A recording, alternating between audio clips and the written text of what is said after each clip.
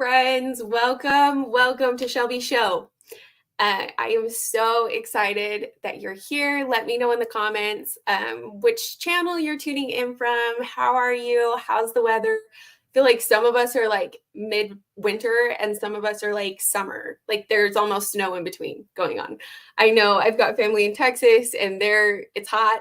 It's hot down there. And then I have family in Utah and it's snowing and it's just very confusing all over the place. So let us know where you're coming in from, how you're doing. I am so excited. Today, my LinkedIn course dropped all about StreamYard and how to make your live streams look like this and go to all of the places smoothly.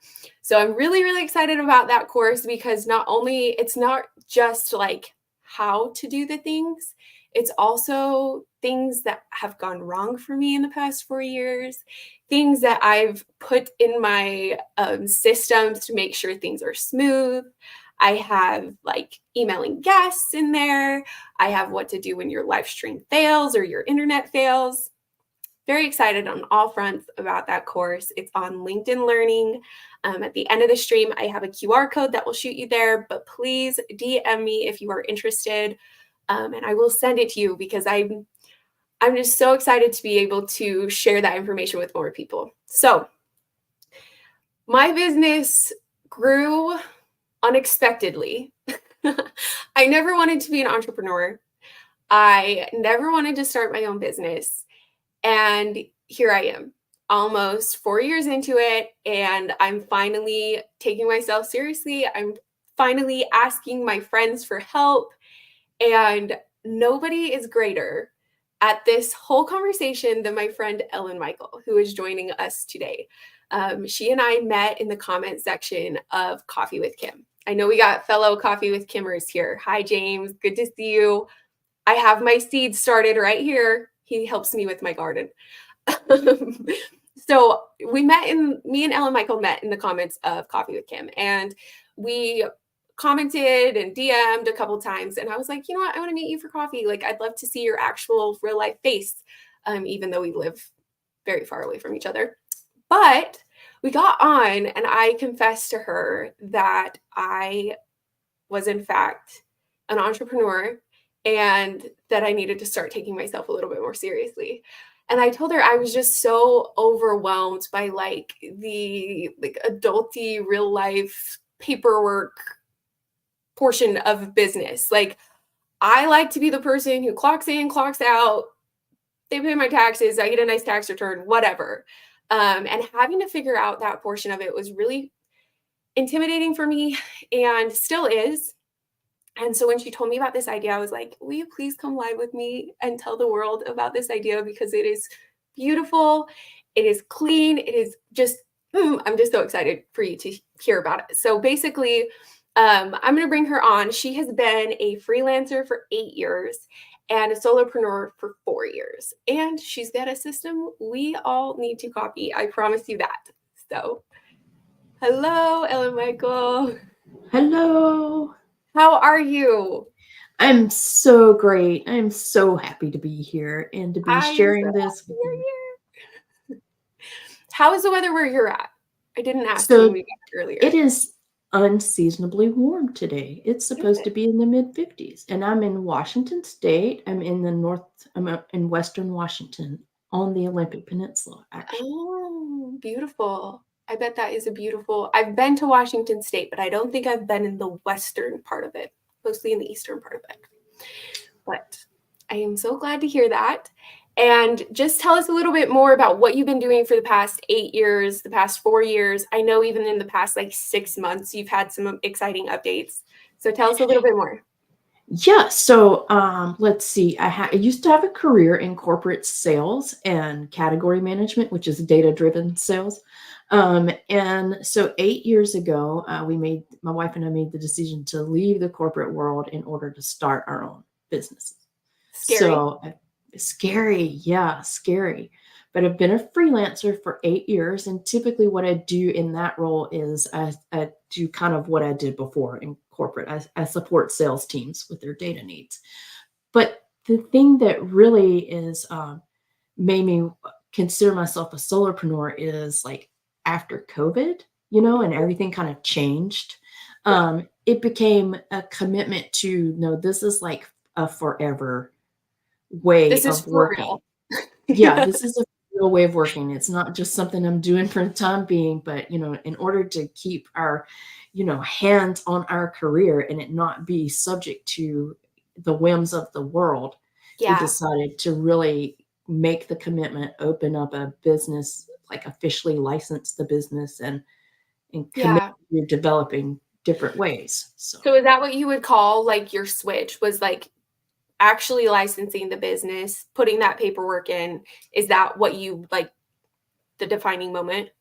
yes, yes. For me, it was a matter of yeah, filing for the business license and Mhm. getting that Just so bank excited. account that's just for the business. Like the separation I of the remember exactly where I was when I got my like letter that said I'm like a business. I'm like, woo! I was dancing in the kitchen with my husband and my dad. We're like, yeah, we did it! Like, yeah, it's very yeah. exciting. I think we had a similar dance in our house too. Yeah. And then immediately I was like, well, what does this actually mean? And what paperwork actually is involved in this? And do I keep this paper, or is this just like a happy paper? Do I throw it away? Like, what do I do with all these papers, Ellen Michael? All of these papers, right? I have answers.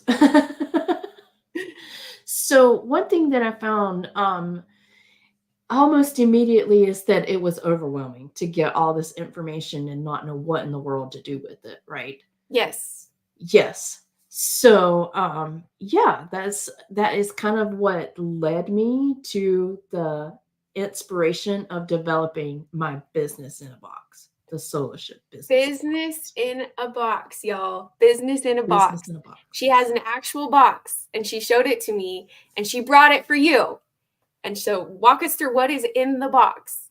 So, what's in the box is um, I've got a set of standard operating procedures that are easily customizable to any solopreneur's business. And I've also got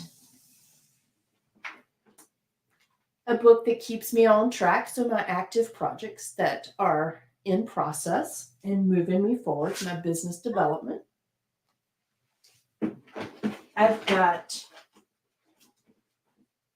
an archive system that will teach you how to keep track of exactly what you need and let you keep all of your information. This is 2 years of business information that I have in my hands right here. Wow. I also have, and I think this was the thing that really made you smile, a document scanner. Shelby, it literally has every single thing I need to do my work in a day, in a week, in a month. I literally work out of this box. At the beginning of my workday, I open this box and I take out my pen and I take out my notebook and I take out my planner, which all live in the box. I Oh, put them on the desk and then I go to the box for anything else I need. So I stay focused throughout the day. And I'm focused throughout the month because I've got these simple processes built into the box for documenting the information you need for your bookkeeper or for your own books if you do your own books. mhm. If you're one of those smart people who can do that, I'm not. But yeah, everything that you need to send, when it needs to go, how it needs to be named in order to keep that clear and easy to process. So when that information comes back to you in the form of your reports, you just stash it where it needs to go In the in the box. box. I love it. Okay. But I'm a digital person. There's no Yeah. secrets about that. I love Notion. Notion is, it's not a very clean box and it's getting really, really big. Let's be honest. Notion is, as my team grows, Natasha is my producer behind the scenes. She's laughing at me because she knows, she's been here and seen the growth of my digital box that is a little out of control. So, do we have a digital form of this, or do we just do a physical form of this? or how do you differentiate which is which and what to do with what? So the methodology is for both physical information and digital information. So they work in tandem together. Mhm. So everything is designated by how the information needs to function in your business, Okay. not just a matter of intaking information and keeping it forever, because that is a quick way to get overwhelmed. And then the important papers are buried in the not important papers, I've realized. Right. Yes. I'm just not no personal experience on that one. You know, my friend told me that their important papers got buried in the non-important ones. Well, I may have been that friend because I actually, this was developed over my years of, I don't know, not misusing my information, but not being efficient with my information. Yes. And when Yeah. I decided that I needed to be able to be efficient with my information, I really had to go through all of those boxes that had the non-important Yep. papers and mixed in with the important papers and decide what is important. But the good news is because I had to do all that and I wrote it all down and I developed a process, you don't have to go through all that. Yes, I am so excited about this. And so I'm just thinking for myself because obviously, like, my business is not the same as your business. Your business is not the same as James's business. Like, how have you made it so that we can all use it? Like, what kind of when you say customizable, like, what does that look like? So the methodology behind it is to keep the administrative things in focus and contained Mhm. so that you can spend most of your time doing the things that you want to do in your business, Yes. the things that are different from my business. Right. Right. Right. So the things that are in the box are mostly related to the things that you actually have to hang on to for legal reasons. Okay. And the digital component Mhm. holds your creatives and your assets and things like that that you actually work with every day, Which I enjoy more which you between you and enjoy me. more. Like, I love making Notion, do the things that I want it to do. I love making Canva look pretty. I love branding live streams, obviously. And so that obviously is like my portion of the business that is wildly different than yours, probably. And what you and I have in common is that we have to pay taxes and we only have so many, we have the same amount of hours in the day, right? Yes. How do you manage your time with the box? I'm so glad you asked that. Actually, we had not talked about that, No, but you it didn't. it fits in very, very nicely. I actually use the opening and the closing of the box as Yeah. literally a way to contain my workday. Ooh, So I go into my workday knowing that when I open the box, I am going to 8.5 hours later close the box and be done for the day. nice. So I tie it to a time. Yeah. And so that, and I know that I need about an hour at the most, actually, to do any Mhm. sort of admin stuff. So you've got this admin hour concept where you spend 20 minutes doing your documentation, 20 minutes communicating, and 20 minutes preparing for the next day. And so that gives me 7.5 hours to both work with all my clients and take any kind of break, that I might want to do for lunch or walking in the neighborhood or, that those mind breaks that you need throughout the day. Oh, yeah, I need them bad. I have to have them. Um, okay, so when you open your box, is that like on the same admin stuff? Like for me, emails a time suck, right? Like because you get in your email and then you're like, oh, but so and so needs this, but so and so needs that, but now I got to do this, now I got to do that. Do you loop email in with what you like your admin hour, or is that spread through the day? So I start the day by checking in on the email, and I just spend probably less than 5 minutes, and it's in there to see, like, is there anything urgent and important that that must Oh, go onto okay. my Mhm. calendar today. And if there's not, then I just deal with email. For me, it's easier at the end of the day to do that, to wrap up with email. Um, Mhm.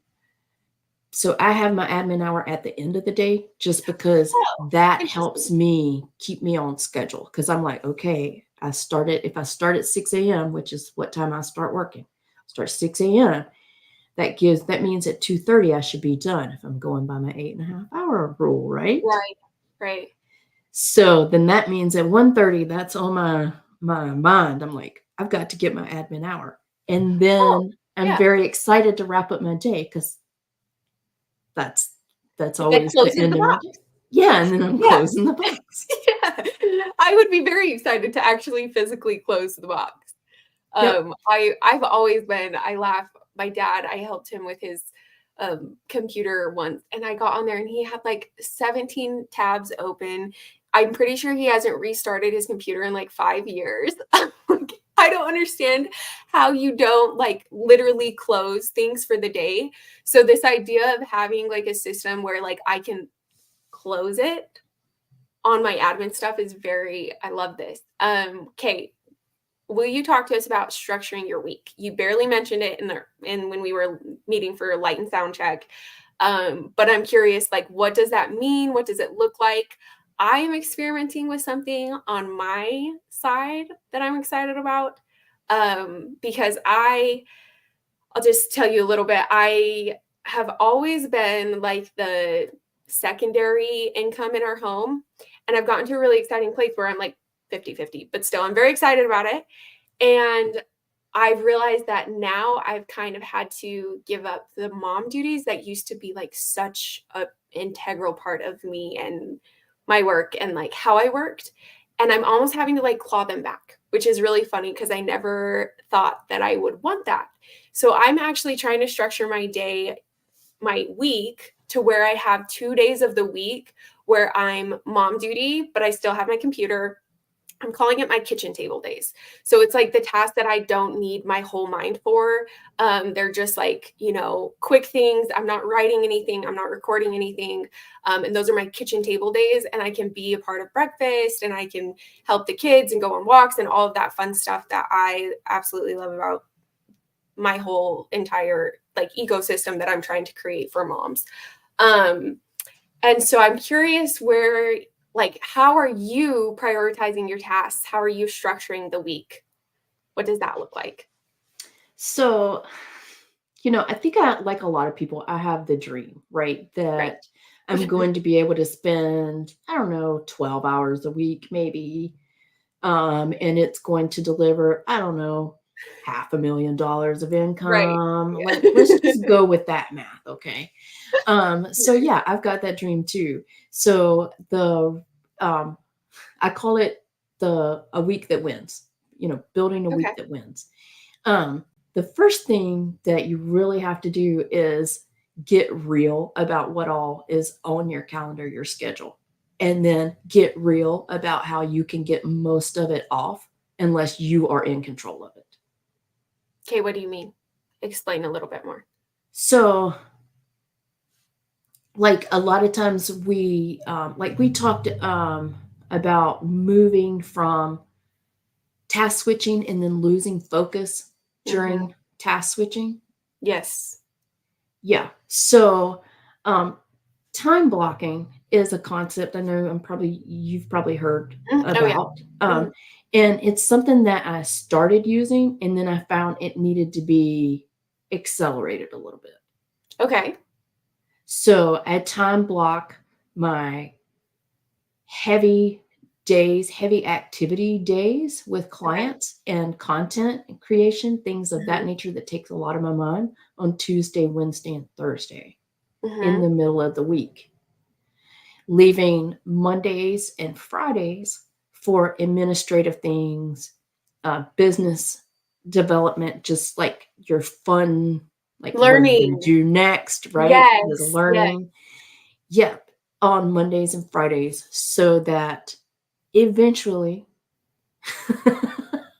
when all the passive income streams get set up, right, you can Right. just chop off that Monday afternoon or that Monday morning, that Friday Oh, afternoon, and then the just Friday morning. slowly. So then we only work 3 days a week. Ooh, I like this. I So like that's this idea. cool. I might have to restructure because I like that idea of it just slowly like becoming a long weekend.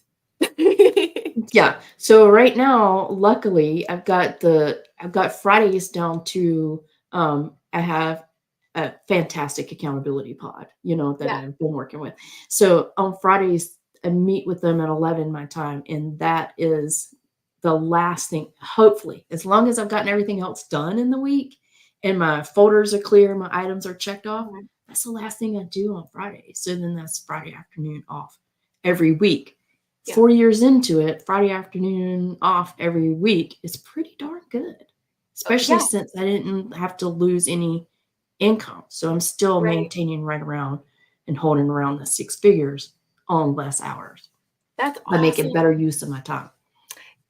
You speak my language. You are speaking my language because and I'm trying to help build this out a little bit more. This switch in my space, people are always like, "What's your hourly rate? What's your hourly rate?" Which I totally understand. I totally appreciate. But there is a little bit of like, if the project is done well, does it matter how long we spent on it? I Yeah. don't think so. I don't know. Some people it matters to. Some people it doesn't. But for me, I would love my team, especially because my team's all stay-at-home moms, get it done well, and go spend time in the real life with your children, with your world, your garden, whatever it is that you in real life want to do. And I think especially as we move into like this AI space and this like tech is just out of control, I think we're going to see that switch. And I'm hoping companies will also get on board with the idea of not, especially working parents, not having their time tied to their worth to the company. So James, I see your comment. Please let your wife know that I would love to talk to her if she has any questions, because I was just talking to my sister-in-law is recently starting a new job, and she was like, how do you even like prioritize like your to-dos and like the world and like you're like where's the soccer practice in the mix of like client work kind of thing. And I actually literally write like can be done with the kids, cannot be done with the kids, like have to be done with some focus. Like that kind of thing is how I like prioritize my life and my days. And I like this idea of even doing it in a structured way to where as you get better at your tasks, we can shave those 2 days off. I love that. Yes. So James, he's just saying that his wife is starting a new job with a new company. And yes, please, family first, legitimately. Like everybody says that, but I really, truly, truly want that to be different moving forward. And I think there's been a huge shift that way. Have you felt that as well? I definitely feel that. I think that people are starting to realize that the idea of work-life balance, I mean, you hear this Mhm. work-life balance, that's not a thing. There's life. There's life. As part of life, we have to work to make income in order Yes, to buy, to to live. provide the things that we need to enjoy Yeah. life. So work is part of life. And I Yes. think that, yeah, the powers that be that would like for us to think, okay, yes, we work and then we live. Yeah. Well, and There's yeah. I've always been that way in like, I don't know, I used to work in a pharmacy setting, so I was there long hours, like you go to work and then like you have a long weekend and you're excited about the long weekend. Um but I started getting migraines, and I know you and I have talked about that because I had one. We were supposed to meet last week and I had one. And just this idea that like we can actually, and it's easy as a solopreneur or as a freelancer to show up as your whole self and be like, hey, like I get migraines and today is the lucky day. Like that is a lot easier, I feel like, as a freelancer and a solopreneur. And I really, really hope as we get more of this out in the world that like more people will feel comfortable. I know Jen, you know Jen Whitmer. She is Mhm. like, I love, love, love her work because it's all about being a whole and joyful person at work because that's so much of life. Like so much of life is work. So just finding like a way to make it enjoyable is great. But I love the structure that you are bringing to it because I think a lot of times this idea like, I'm going to work 5 hours a week and make $1 million and like, oh, look at my homestead. And like, I love all of that. Like, that's wonderful for you. But I, Shelby Lewin, cannot, that is not really a reality for me, probably ever. I have to work. I have to make money. How do I make it enjoyable? How do I make it structured and clean? How do I reduce the decision fatigue? Because I feel like that's business in a box. Like, totally helps you just be like focused. I know what I'm doing. I don't have to make a decision on what's like what I need to do. It's all right there. Have you seen that like as far as decisions? Yes. Okay. So decision fatigue. I'm glad you Yeah. mentioned that because I think a lot of times we put more decisions on ourselves that we don't actually need to be deciding over and over and over and over again. Oh my word. You were right.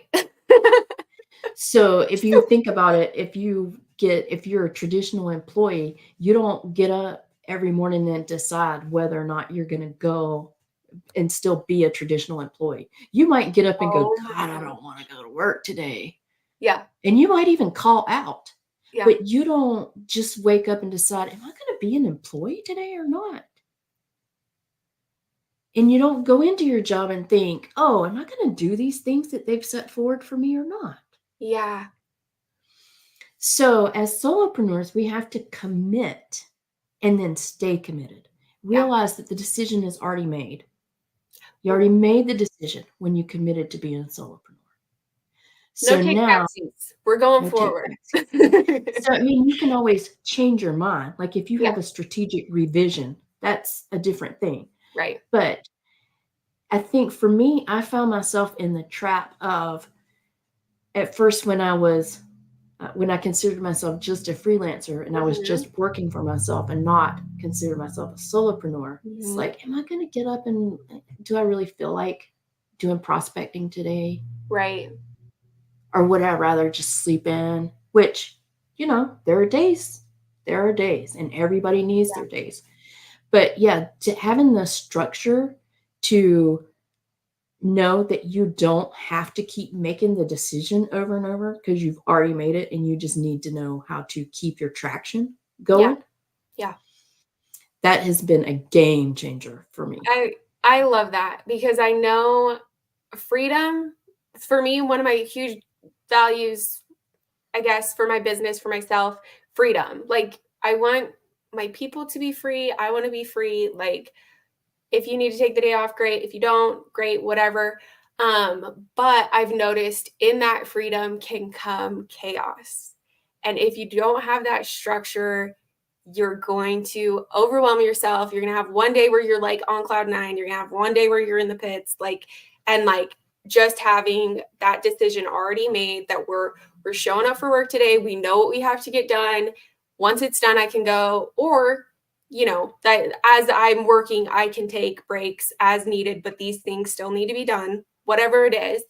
That structure is just beautiful. So how do people get the box, Ellen Michael? How do we get the box? We want the box.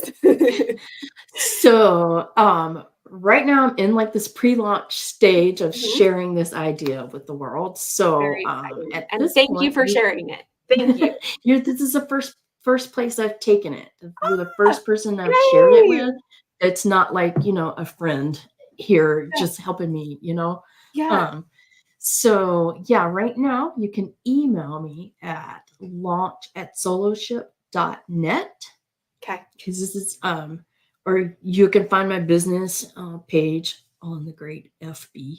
Great FB.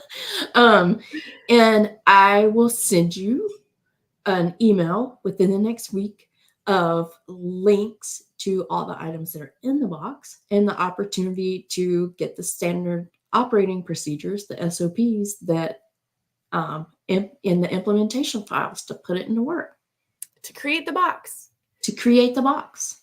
I'm excited. I'm going to create my box. This year is the year of like less of this and more of that. Is that? I can't tell you how many old documents, binders, notebooks, and things that I got rid of over the course of developing this.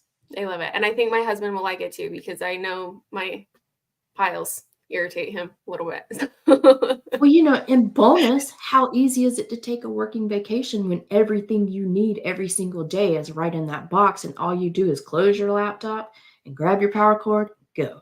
Put it in the box. Put it in the box and put the box in the back of the is Subaru beautiful. and go. Yes. Yes. I love it. I love it. Thank you so much for sharing your idea with us today. I appreciate you and your time and your idea, and for being willing to go live with me and share it. Please, please, everybody, reach out to Ella Michael. She's the best. I'm so glad that I found you and you're in my world. And we will see you all next month.